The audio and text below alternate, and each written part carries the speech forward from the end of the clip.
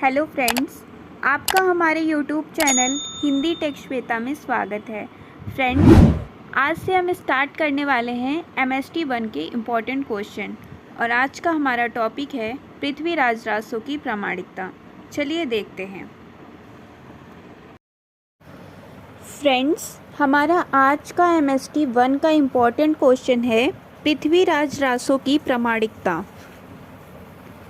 पृथ्वीराज रासो आदिकालीन श्रेष्ठ रचना है, परंतु अनेक प्रश्नों से घिरी होने के कारण अनेक बार इसकी प्रामाणिकता अथवा अप्रामाणिकता के विषय में प्रश्न उठाए जाते रहे हैं और आज तक निर्विवादित रूप से यह नहीं कहा जा सकता कि यह रचना प्रामाणिक है अथवा अप्रामाणिक।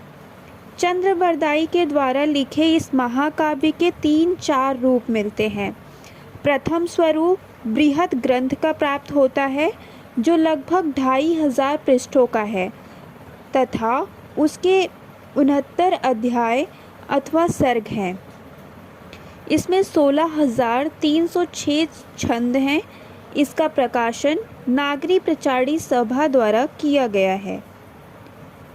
दूसरा रूपांतर मध्यम रूपांतर में 7,000 छंद हैं, जिसका अभी तक प्रकाशन संभव नहीं हो पाया है। इसकी मूल प्रति आज भी बीकानेर के पुस्तकालय में सुरक्षित है। लघुत्तम रूपांतर में केवल 1300 छंद हैं। प्रारंभ में पृथ्वीराज रासो की प्रामाणिकता के विषय में आक्षेप नहीं किया जाता था, किंतु बाद में पृथ्वीराज रासो की प्रामाणिकता के संदर्भ में विद्वानों के 3 वर्ग बन गए हैं, जिनका संक्षिप्त विवरण इस प्रकार है। प्रथम वर्ग में कौन से कवि आते हैं ये हम देखेंगे। प्रथम वर्ग में विद्वान रासो को अप्रामाणिक रचना मानते हैं। इस वर्ग में Shyamlal Das, Murari Lal, Gauri Shankar, Hirachand Ojha, doctor Buhler, Morrison, Shri Amritlal Sheel, Munshi Devi Prasad. अब आते हैं द्वितीय वर्ग। यह वर्ग उन विद्वानों का है जो रासो ग्रंथ को प्रामाणिक मानते हैं तथा चंद्रबरदाई को पृथ्वीराज रासो का समकालीन मानते हैं। इस वर्ग में डॉक्टर श्याम सुंदर दास, मथुरा प्रसाद दीक्षित, मोहनलाल, विष्णुलाल पांडे, मिश्र बंधु, मोतीलाल मनेरिया प्रमुख हैं। अब आता है हमारा तृतीय वर्ग। इस वर्ग के विद्वान रासो को अर्ध प्रामाणिक रचना मानते हैं।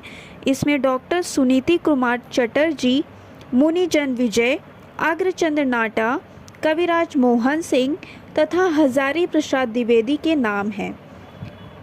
इसकी प्रामाणिकता पर सवाल क्यों उठाए जाते हैं?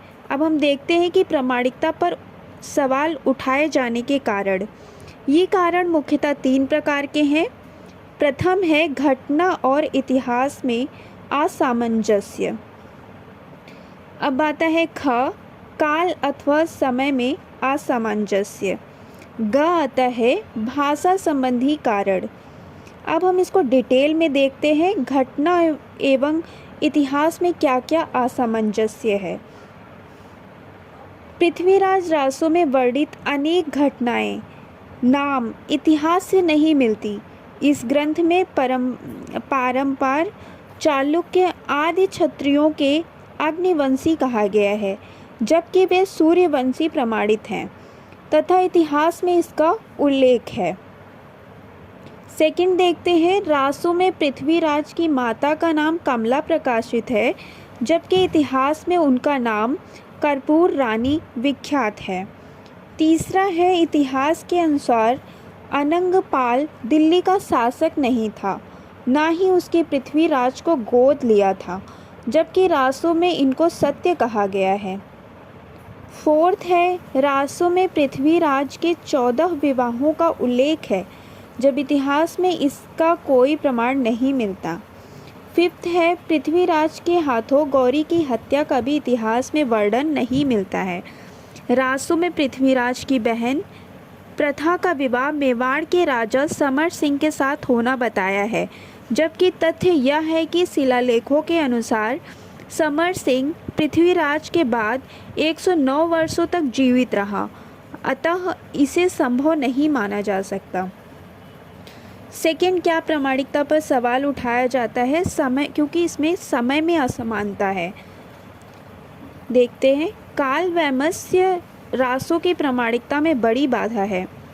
कर्नल टॉड का मानना है कि रासों में दिए गए संवत एवं इतिहास में तालमेल नहीं बैठता, अतः इस रचना को प्रामाणिक नहीं माना जा सकता। इससे संबंधित अनेक तर्क और भी हैं।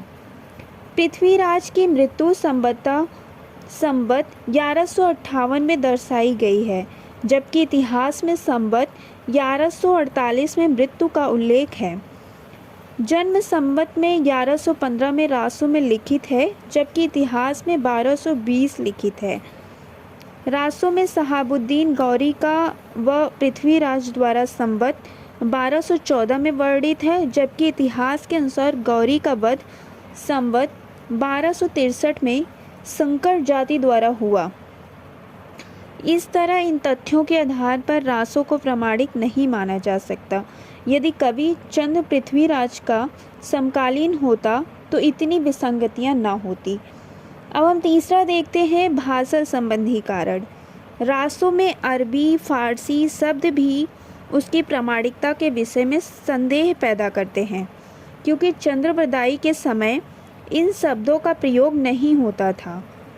इस भाषा के अनुसार रासों की रचना 16वीं शताब्दी सिद्ध होती है। प्रसिद्ध भाषा विद्वानी धीरेन्द्र वर्मा ने भी रासों की भाषा को 16वीं शताब्दी का स्वीकार किया है।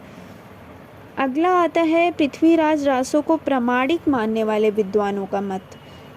इस ग्रंथ में प्रामाणिक मानने वाले विद्वानों का मत है कि पृथ्वीराज रासों ग्रंथ जाली नहीं है, बल्कि प्रमाणित रचना है। अब इस पे डॉक्टर हजारी प्रसाद द्विवेदी का कहना है कि इसकी प्रामाणिकता में निम्नलिखित तथ्य प्रस्तुत किए गए हैं। क्या कहते हैं? रासों की मूल प्रति में घटना वैमनस्य काल वैमनस्य नहीं है और न ही भाषा संबंधी अव्यवस्था। हजारी प्रसाद द्विवेदी भी इसकी प्रामाणिकता के विषय में अनेक तर्क देते हैं कि अगर पृथ्वीराज रासों की तिथियों में आनंद संवत के अनुरूप माना जाए तो सभी तिथियां इतिहास सम्मत ठहरती हैं। अब आता है पृथ्वीराज रासों को असंदिग्ध मानने का क्या कारण है।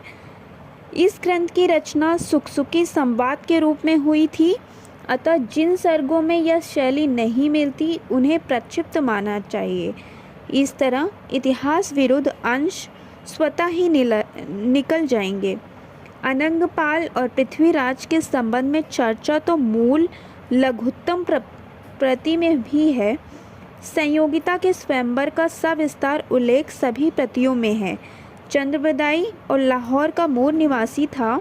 लाहौर के आसपास मुस्लिम आक्रमणकारियों का प्रभाव पड़ना स्वाभाविक ही है। अब हम इसका निष्कर्ष क्या निकालेंगे ये देखते हैं। अतः रासों को अप्रामाणिक नहीं कहा जा सकता। रासों का संभव है कि कवि ने अपनी दृष्टि से उसमें थोड़ा सा परिवर्तन किया हो तथा इतिहास के साथ कल्पना का भी मिश्रण किया हो।